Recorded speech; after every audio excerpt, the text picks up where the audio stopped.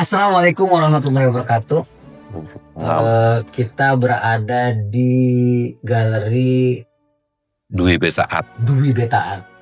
Pagi ini kita ngobrol tentang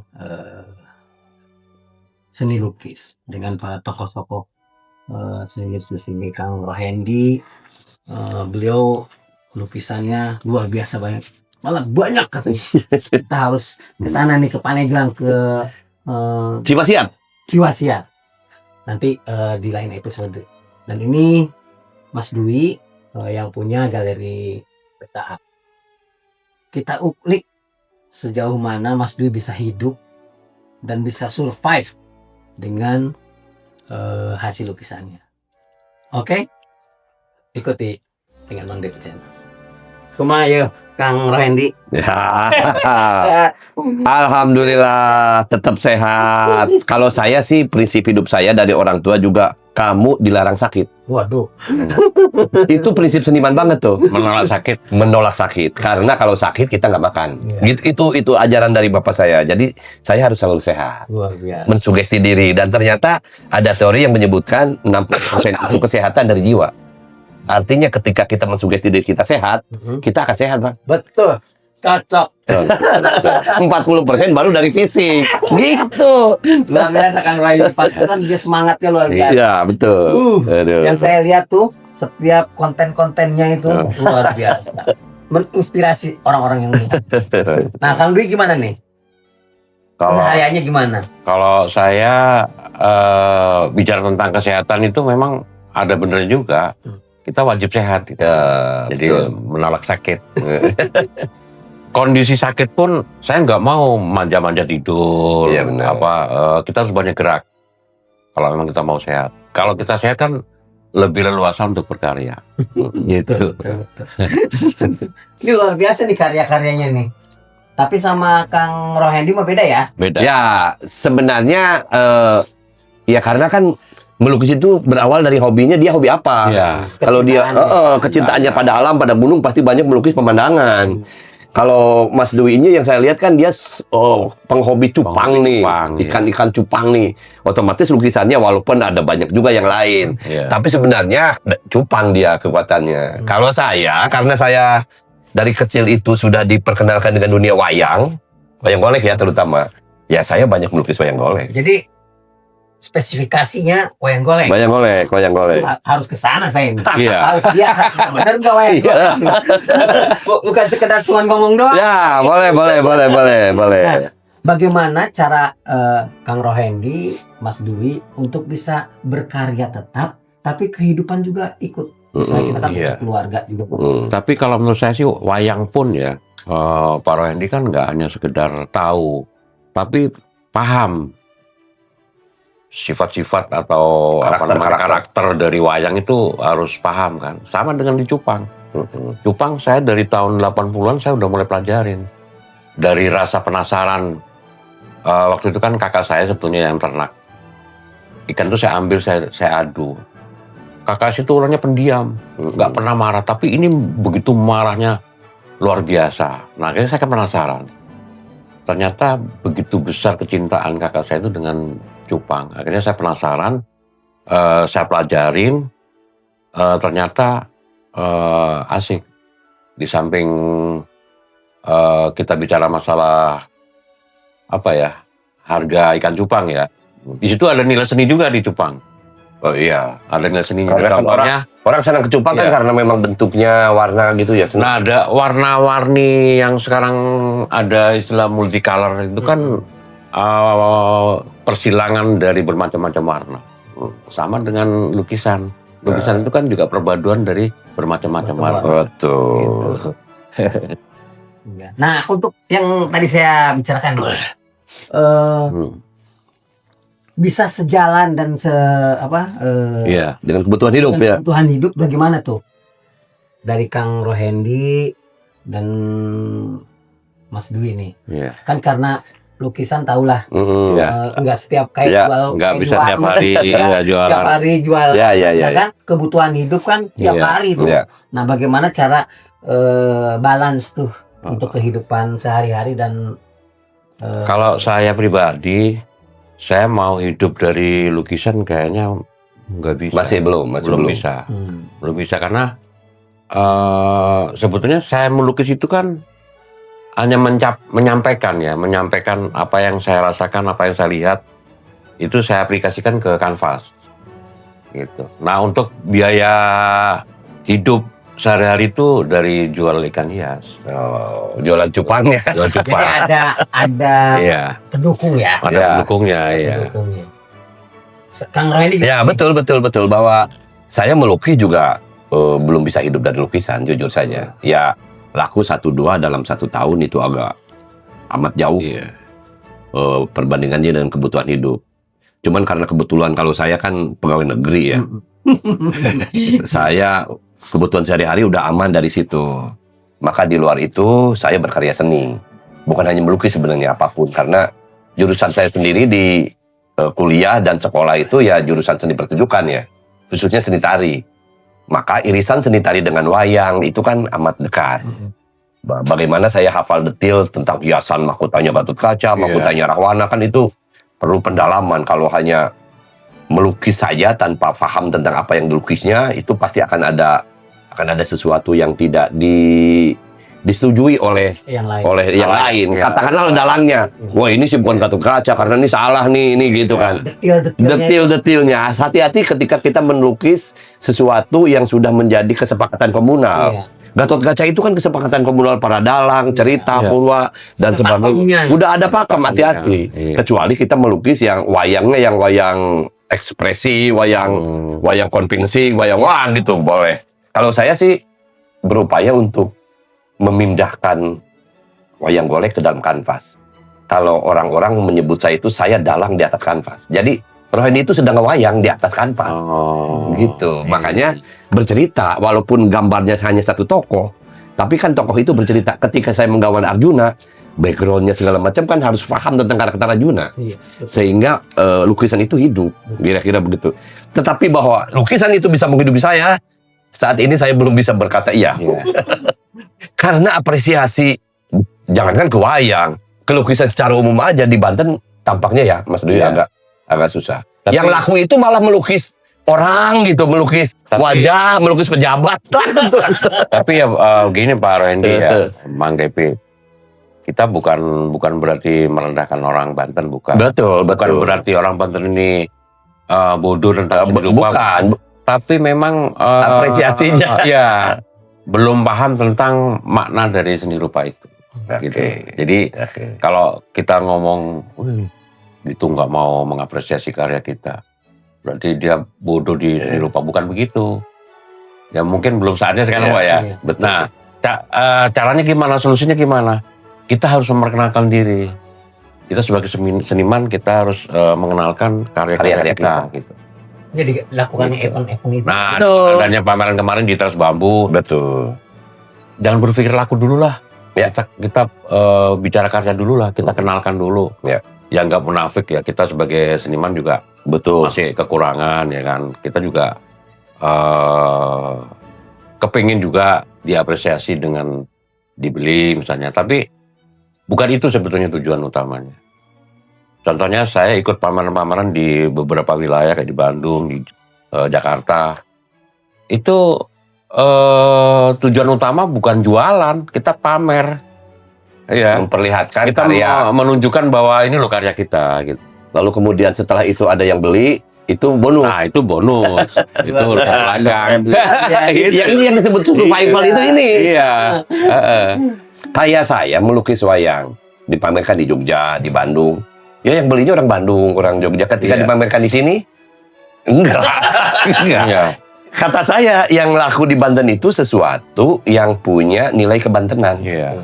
Jadi kalau mau melukis pemandangan pengen dibeli oleh orang Banten, ya pemandangannya harus pemandangan Banten. Melukis objek lukisnya harus objek lukis Banten. Ya kalau mau laku banget itu ya gambarlah wajah-wajah para pejabat Banten. Ya. Tokoh-tokoh ulama Banten itu. Nih ada sedikit yang saya tanyakan nih. Boleh sambil merokok? Nggak apa-apa. Kebetulan ada dari pemerintahan nanya ke saya ingin suatu barang lukisan, karya lukisan. Nah, saya untuk mencari kemana saya harus mencari kemana tuh karena sanggar-sanggar di Banten. nggak ada tuh. Misalnya di pinggir jalan. Nah, sekarang udah kenal saya, nanti bisa pesan ke saya gitu. Enggak, ya, orang-orang yang tidak tahu kan, kalau kita punya pemerintah memberikan fasilitas untuk para Nah, itu pelukis itu hanya satu tempat aja. Tempat di mana dia yang bisa, permanen ya. Jadi orang-orang yang pengen butuh lukisan, dia tahu tempatnya di situ, Ya, kayak di betul, Jakarta. betul. Ke ini aja, ke gedung kesenian. Gedung Depan kesenian. itu pelukis semua kan. Iya, Nah, betul. dia bisa ke sana. Betul. Di Serang ini belum ada. Betul. Nah, itu tugas pemerintah. Tugas pemerintah bagaimana karya-karya yang berserakan, katakanlah berserakan karena si Kang Samsul punya galerinya di rumahnya, si Kang Mas Dwi kan di sini di rumahnya, saya juga di rumahnya. Ya, maka pemerintah harus mengambil karya-karya itu dipajang di salah satu galeri besar milik Provinsi Banten atau Kota Serang atau manapun, sehingga ketika pengen lukisannya gaya Baduy, ya berarti ada galeri yang khusus Baduy misalnya, atau satu galeri besar kalau provinsi, ya tinggal berbagai karya ada di situ, lalu dia tinggal pilih. Oh, saya suka lukisan Cisadane, berarti ini nih pelukis-pelukis Tangerang, kira-kira begitu. Ya. Jadi lagi-lagi kita akan bisa hidup, kita akan bisa bersemangat dengan fasilitasi dari pemerintah. Walaupun itu bukan utama, kata Mas Dwi. Bukan, karena difasilitasi atau tidak, seorang pelukis handal itu ya berkarya. Hanya yang saya bukan miris ya. Orang yang butuh itu mau lari mau kemana? Betul. Saya butuh lukisan nih. Saya harus kemana? Ya. Orang kan udah tahu ada workshopnya Mas Dwi di sini. Workshop apa itu di sana. Nah, karena tidak ada informasi ke pemerintah ataupun orang yang kunjung. Nah, saya sih begini, ketika membuat infrastruktur galeri dan sebagainya masih belum didanai oleh pemerintah karena misalnya prioritasnya masih belum ke sana, pemerintah menurut saya harus menjadi manajer dari pelaku seni yang ada di daerahnya. Kan tidak semua, kalau pelukis besar atau artis besar pasti punya manajemen sendiri toh. Nah, bagi pelukis-pelukis atau seniman atau pelukis seni atau apapun yang belum punya manajemen, belum punya lembaga badan hukumnya yang jelas, maka pemerintah harus hadir. Jadi saya nih pelaku seni, pelukis, penari, punya sanggar, saya siap untuk menjadi manajer mereka.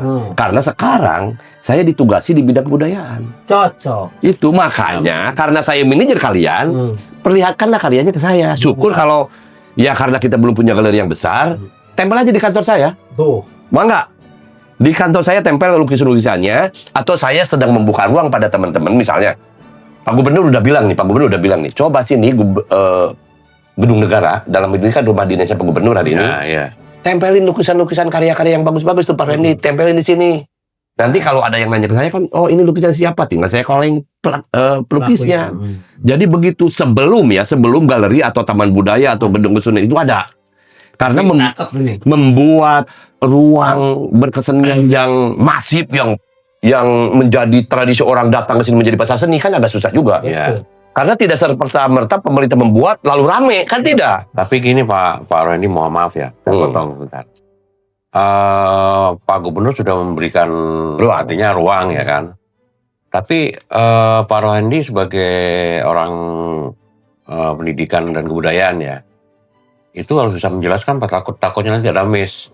Contohnya nih, saya nggak sebutin orangnya. Bukan, maksudnya nggak nyebutin instansinya. Saya pernah diundang di instansi tertentu buat majang karya di kantornya. Dengan janji nanti ada lelang dan segala macam. Tapi ternyata karya kita itu hanya untuk hiasan menyambut menteri. Nah, itu yang saya nggak mau.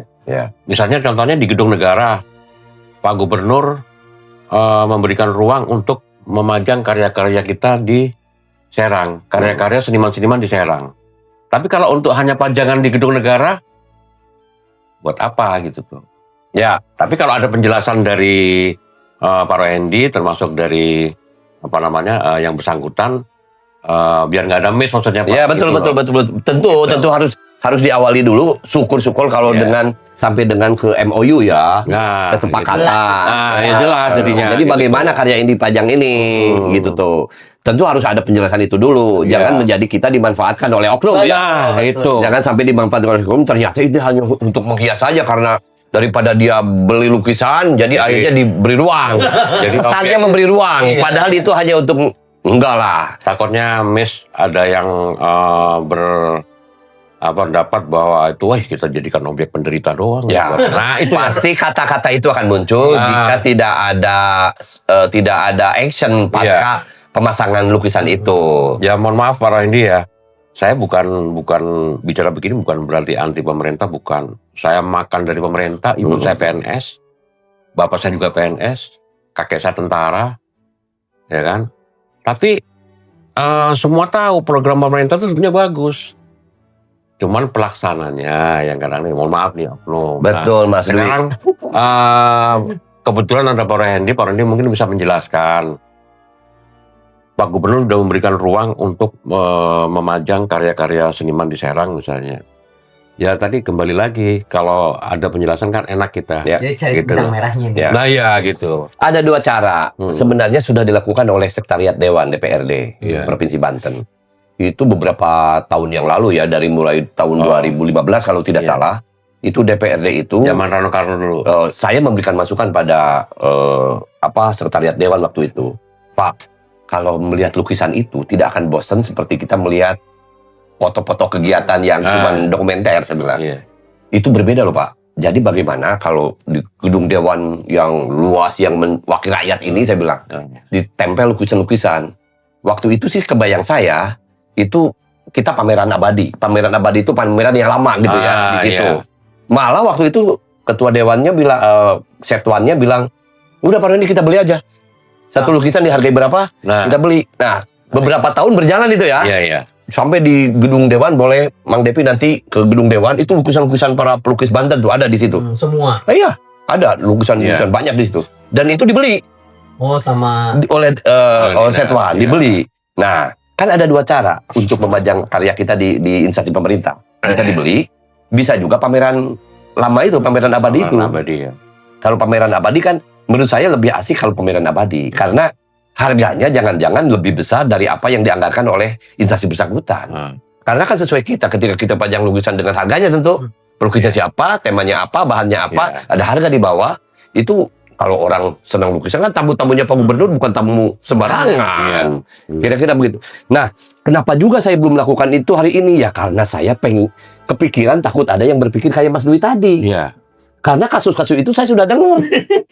Kasus-kasus itu saya sudah rasakan. Bukan dari saya aja kan? Bukan dari Mas Dwi. Saya baru dengar dari Mas Dwi. Salah satunya. Sebelumnya saya sudah dengar. Banyak yang seniman dimanfaatkan untuk kepentingan sesaat atau kepentingan event atau kepentingan pamor dari instansi bersangkutan. Ada banyak. Bukan hanya lukisan. Menyambut menteri. Bukan hanya lukisan Mas Dwi. Tarian, musik. Banyak itu Pak. Kalau tampil di sini nanti kalian akan laku loh, karena yang hadiahnya ini nih. Setelah tampil nggak ada di kontak-kontak. Padahal dia sudah habis-habisan berproduksi karya untuk event itu, nggak ada. Artinya si instansi yang bersangkutan tidak ngawal karya ini sampai ini jadi duit, gitu tuh. Nah sekarang mumpung saya ditugasi di bidang kebudayaan, yuk mari kita samakan persepsi kita. PR bareng-bareng gitu. PR bareng-barang. Mudah-mudahan setelah saya tidak di situ juga ini turun-temurun ke pejabat-pejabat berikutnya. Karena ini peluang menurut saya. Betul. Ini peluang sebelum kita punya galeri yang formal, galeri yang resmi. Tapi jangan ujuk-ujuk mentang-mentang Pak Rohendi sekarang jadi kabit terus secara pribadi saya datang, Pak tolong sih Pak, saya bikinkan tempat. Bukan begitu. Kita bicara secara global ya. Secara global artinya untuk merangkul semua seniman yang ada di Banten. Betul. Gitu. Iya. Jadi jangan secara pribadi. Saya putus dulu nih. Soalnya saya akan bertanya di luar konsep lukisan. Bagaimana pendapat Kang Rohendi sama Mas Dwi? Karena kita sekarang sudah tidak ada wadah untuk para budayawan seniman. Belum ada wadah. Dulu kan ada. Oh dulu ada. Ya, ada DKB. Oh iya. Nah sekarang sudah DKB, udahlah kita jangan berbicara. Kita ke depan nih. Nah, bagaimana menurut Kang Rohendi sama Mas Dwi nih? Apakah kita harus bentuk atau bangun lagi DKB baru untuk merangkul semua para pelaku seni, pelaku budaya untuk bersatu lagi Banten? Nah, pandangan Pak, sekarang udah bukan pelaku seni lagi, ada Pak Kabit sekarang. Gimana?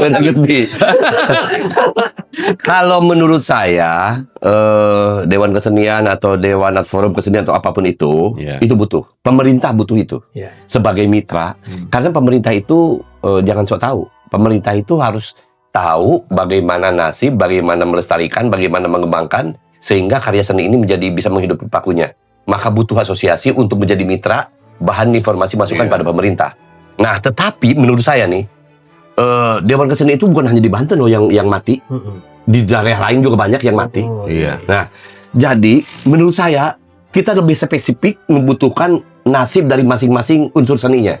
Katakanlah seni tari sekarang sudah ada Asosiasi Seni Tari Banten. Udah ada loh. Udah ada. Nah, itu menurut saya lebih spesifik dan lebih dibutuhkan.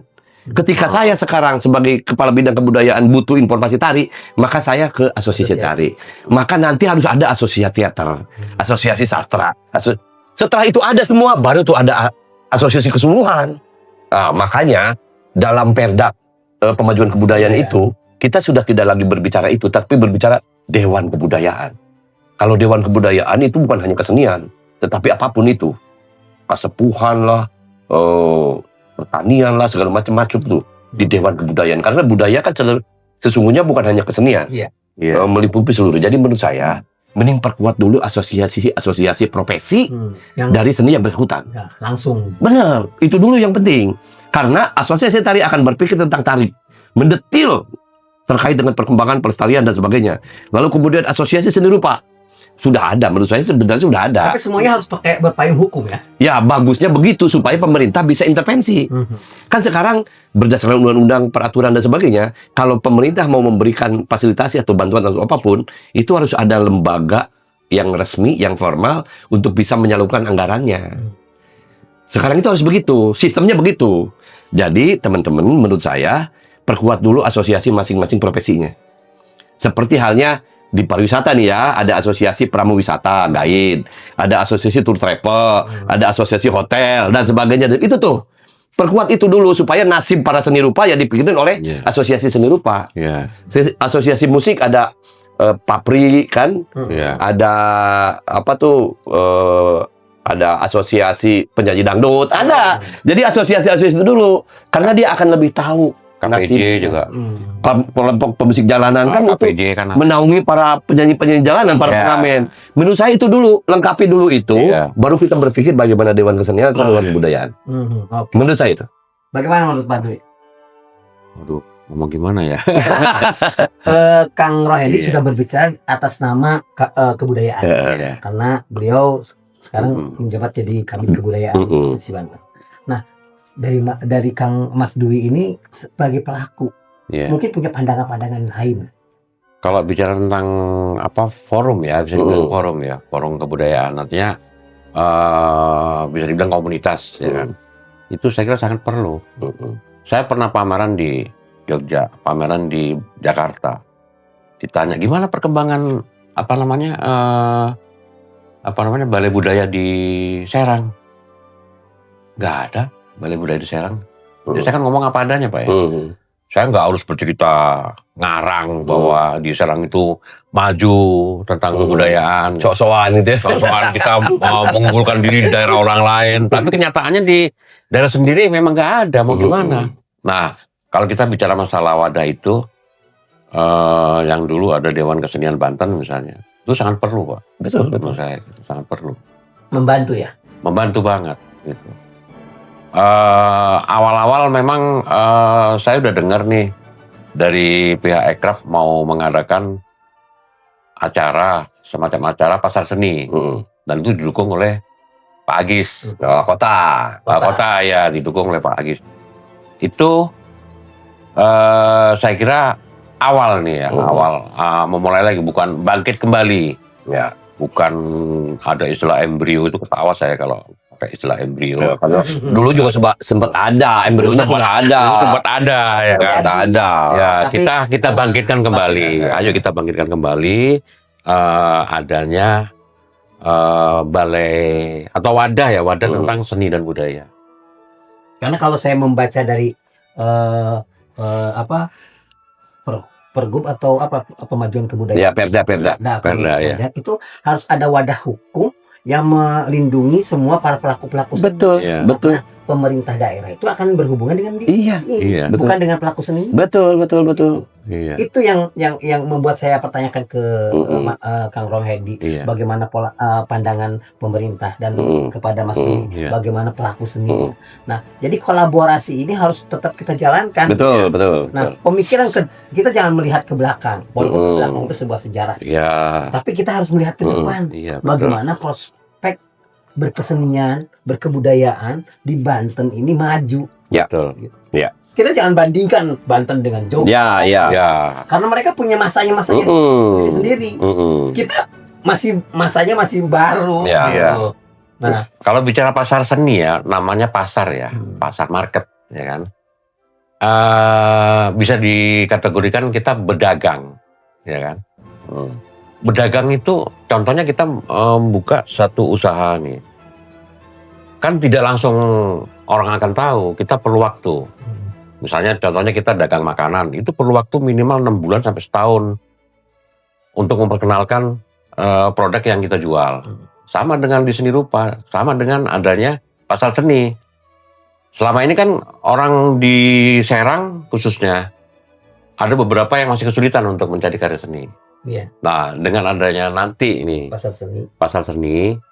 memang perlu waktu ya, entah setahun, 2 tahun, orang akan tahu, oh di sana tempat Ada dari pasar lukisan, seni. di sana ada pasar seni. Nah itu kan perlu Ini waktu. event tahunan berarti. Kalau bisa permanen, kayak di tempat-tempat lain kan permanen. Oh, jadi Bukan event, bukan tempat, event berarti. bukan event, tempat yang permanen, tempat pasar seni yang permanen, gitu. Ya itu yang dimaksud galeri itu maksudnya. Galeri. Bahwa kan jujur saja nih, wisatawan itu ketika nginep di salah satu hotel di Banten, dia bertanya nih sama resepsionis, saya pengen nonton The Blues malam ini di mana ya? Pasti semua resepsionis yang di Banten itu kebingungan ya. Bingung. Waduh Pak, bisa Pak di sini tapi harus bayar dan sebagainya. Tapi kalau nyari kuliner khas Banten banyak. Nah itu artinya kita belum punya event yang rutin. Nah Iya, dengan pasar seni ini yang permanen, dengan adanya galeri yang permanen ini kan pasti orang yang tadinya nginep mau semalam menjadi 2 malam.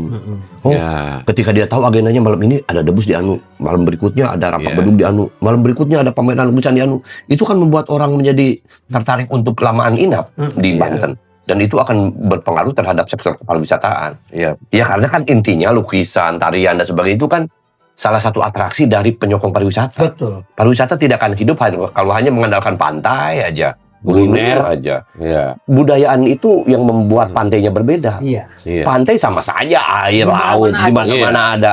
Tapi ketika di pantai ada kecak, orang kan pada datang ke Bali. Datang sana. Ketika pantainya ada gerbangnya khas Bali, maka orang datang ke Bali. Sekarang dipoto di Anyer. Mana yang membuat bahwa saya sedang ada di pantai Banten? Mercusuar. Hanya mercusuar kan? Iya. Yang lainnya mana? Tapi kalau di Bali hampir semua pantai di Bali gerbangnya pasti Punya khas. punya arsitektur khas, Pak. Iya. Kita bukan tidak punya, tapi belum ada kebijakan dari pemerintah yang mewajibkan, yang menunjuk salah satu arsitek menjadi khas itu Banten.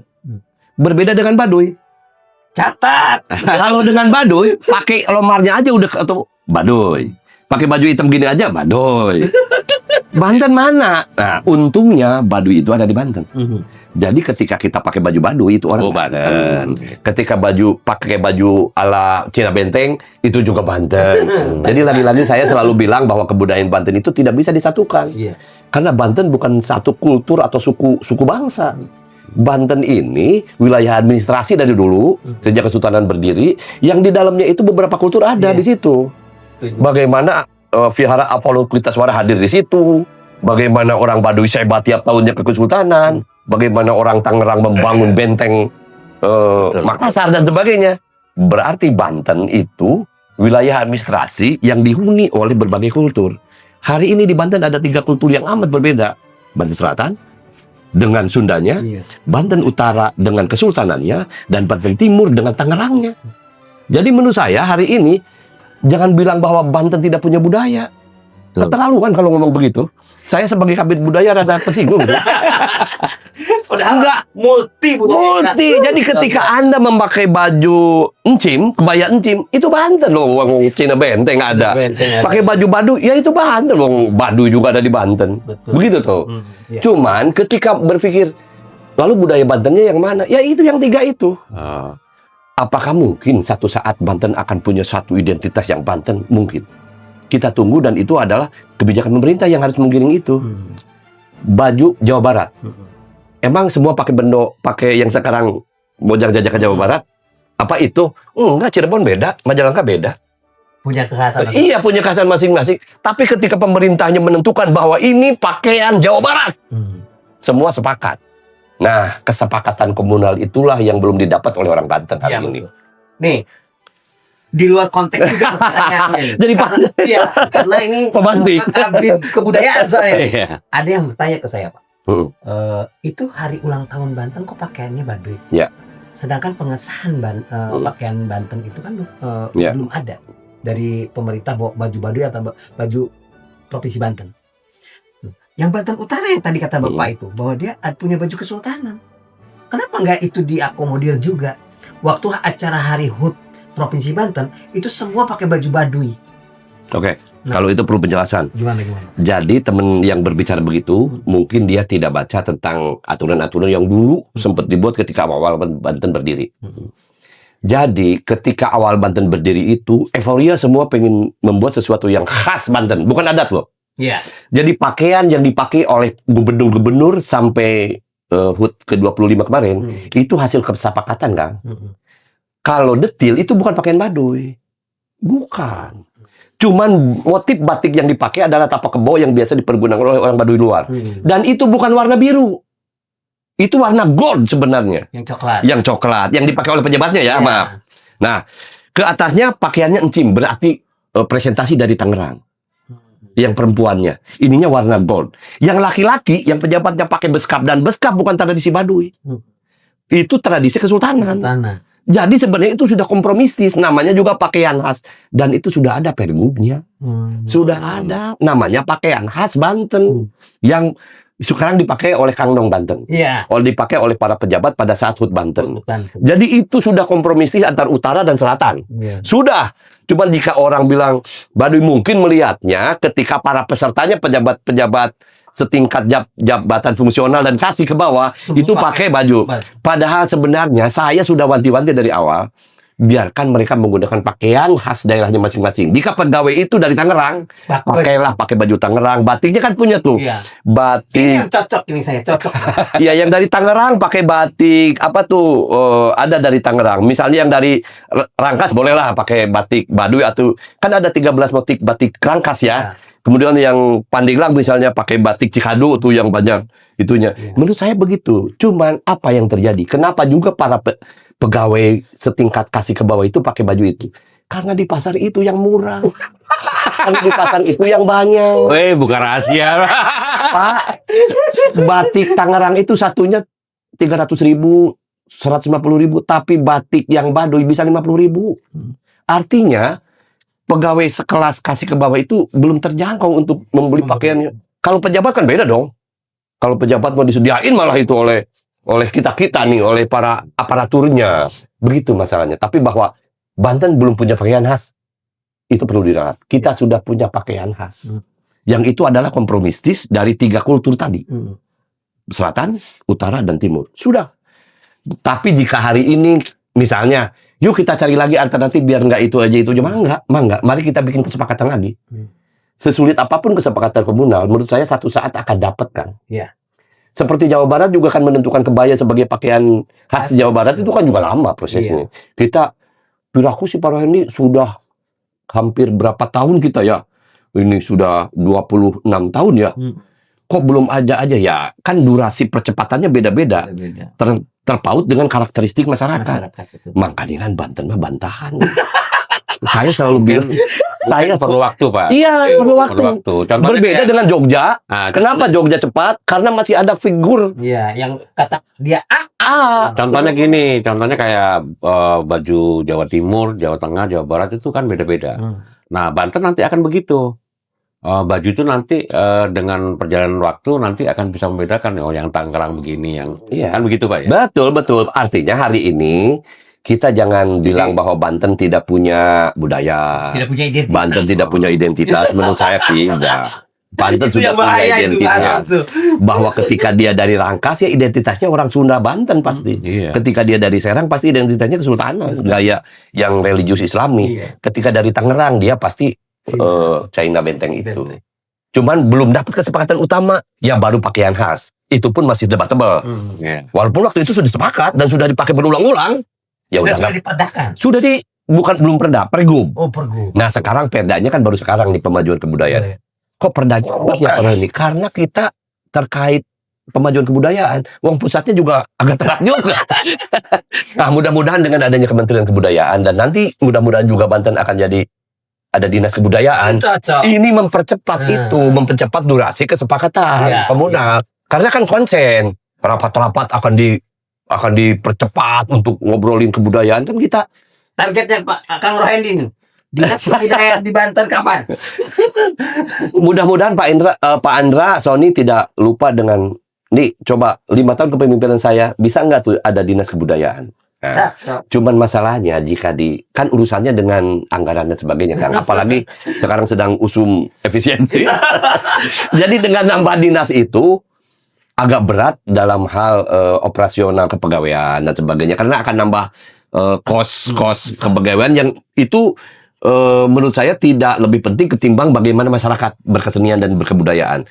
Masyarakat berkreasi kesenian dan kebudayaan tidak harus juga ada dinas kebudayaan. Toh hari ini juga kita masih bisa berkesenian. Iya. Betul. Tinggal bagaimana menurut saya apakah kalau ditanya oleh para seniman penting dinas kebudayaan atau penting ruang publik kebudayaan? Ruang publik. Ruang publik kebudayaan. jawabannya. Itu saya Iya. Iya makanya ketimbang kos itu dipakai untuk ngebayar pegawai gaji pejabat-pejabat di dinas kebudayaan mendingin gedung Pak gitu. Tapi sambil kita jalankan karena Bapak kan sudah bilang 5 tahun ke depan pengen ada dinas kebudayaan supaya tegak lurus dengan Kementerian Kebudayaan. Karena ternyata setelah Kementerian Kebudayaan ada, sekarang Kang dana Indonesia Raya itu luar menjadi masif di mana-mana.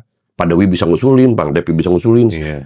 siapapun bisa mengusulin baik perorangan ataupun komunitas. Itu kan presensi hebat sekali tuh Iya. dalam rangka pemajuan kebudayaan. Iya.